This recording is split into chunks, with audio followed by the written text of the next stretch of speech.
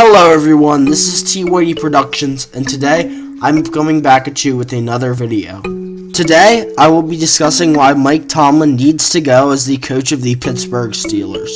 So with that little intro out of the way, let's get right into the video. Mike Tomlin has now been the Steelers head coach for over a decade. In that decade, he has had a multitude of different achievements, including a Super Bowl win back in 2008. However, recently, his teams have kind of failed in the playoffs. I will give him some credit for leading his teams into the playoffs because, well, only 12 out of 30 teams make the playoffs every year. However, in the playoffs, his coaching has been less than great.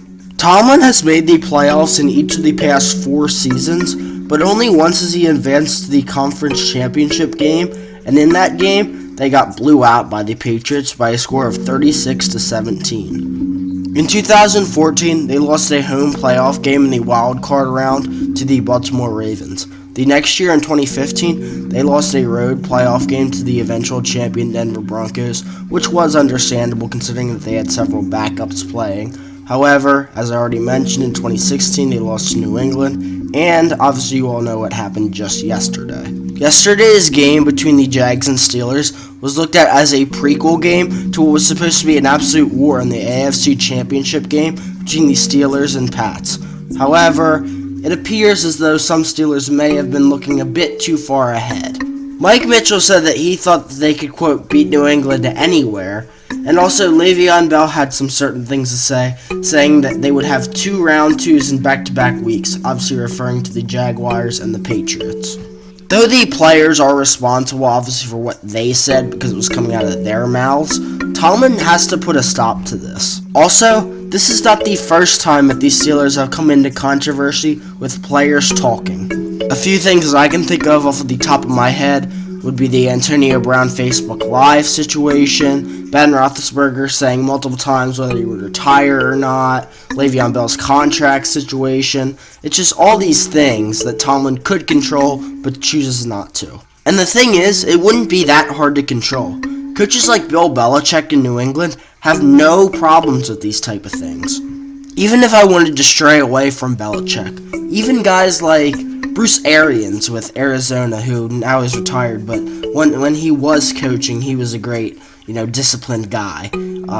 Even Andy Reid and some of those guys, Mike Zimmer with the Vikings, all these guys discipline their players. It's ridiculous, and even if you wanted to go back, Jerry Jones, some of these guys, they just discipline their guys, and Mike Tomlin has failed to do that in every way possible. Heck, even as much hate as I give to Marvin Lewis, even he has done a better job at disciplining the guys than Mike Tomlin has. I mean, at least Lewis doesn't have his guys saying that they're going to win the Super Bowl every week. It's just comical to me. Some of the things the Steelers have to deal with, it feels like a Simpsons episode.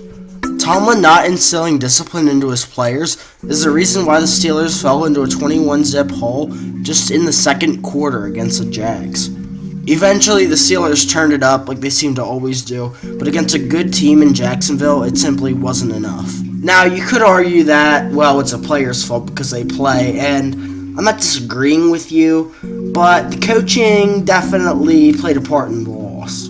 For example, the Steelers had just scored with just over 2 minutes left to make it a 1-score game. With that, the Steelers had the option of either kicking it deep or onside kicking it, which, by the way, they hadn't converted an onside kick since 2007.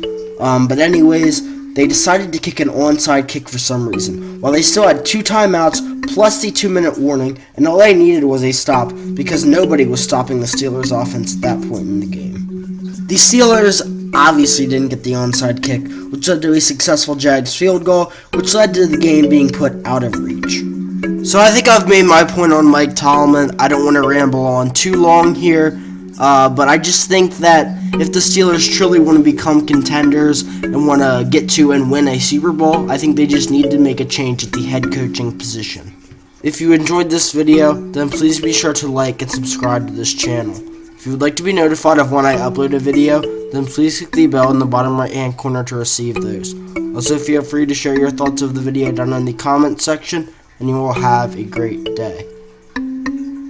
Oh, and Mike Tomlin, one more thing, buddy. If I were the Steelers organization, this is what I would be saying to you. You're fired.